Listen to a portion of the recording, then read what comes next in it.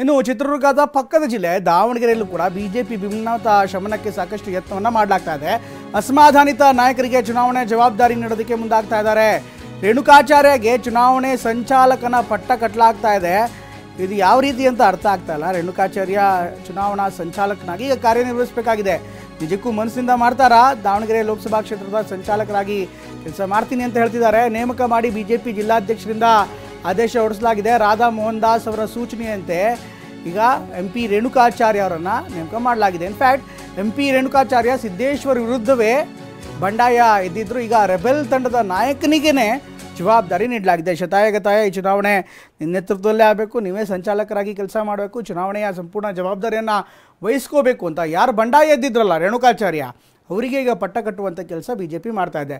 ಮೊನ್ನೆ ತಾನೇ ದಾವಣಗೆರೆಗೆ ತೆರಳಿ ಅಲ್ಲಿ ಮಾತುಕತೆಯನ್ನು ನಡೆಸಿದ್ರು ಯಡಿಯೂರಪ್ಪನವರು. ಮಾತುಕತೆ ಆಗಿತ್ತು. ಮಾತುಕತೆ ಆದಂಥ ಸಂದರ್ಭದಲ್ಲಿ ಸಂಪೂರ್ಣ ಜವಾಬ್ದಾರಿಯನ್ನು ವಹಿಸ್ಕೋಬೇಕು, ಇದು ಪ್ರತಿಷ್ಠೆಯ ಪ್ರಶ್ನೆ. ಹೀಗಾಗಿ ಎಲ್ಲರೂ ಕೂಡ ಒಟ್ಟಾಗಿ ಕೆಲಸ ಮಾಡಬೇಕು. ಹೈಕಮಾಂಡ್ನ ನಿರ್ಧಾರ. ಮುಂದಿನ ದಿನಗಳಲ್ಲಿ ಎಲ್ರಿಗೂ ಕೂಡ ಒಳ್ಳೆಯದಾಗತ್ತೆ ಅಂತ ರೇಣುಕಾಚಾರ್ಯ ಅವ್ರ ಜೊತೆಗೆ ಖುದ್ದಾಗಿ ಕರೆದು ಖಾಸಗಿಯಾಗಿ ಕೂಡ ಮಾತನಾಡಿದರು. ಆದರೆ ಶಮನ ಆಗಿದೆ ಅಂತ ಹೇಳ್ತಾನೆ ಈಗ ಮತ್ತೆ ಒಳಗಿನ ರಾಜಕೀಯ ಏನಿದೆ BJP ಮನೆಯೊಳಗಿನ ಆಂತರಿಕ ರಾಜಕೀಯ ಅದರ ಬಿಸಿ ತಟ್ಟುವಂಥ ಸಾಧ್ಯತೆ ಇದೆ. ಹೀಗಾಗಿ ಈಗ ರೇಣುಕಾಚಾರ್ಯ ಅವರನ್ನೇ ಚುನಾವಣಾ ಸಂಚಾಲಕನಾಗಿ ನೇಮಿಸಿ ಆದೇಶವನ್ನು ಮಾಡಲಾಗಿದೆ.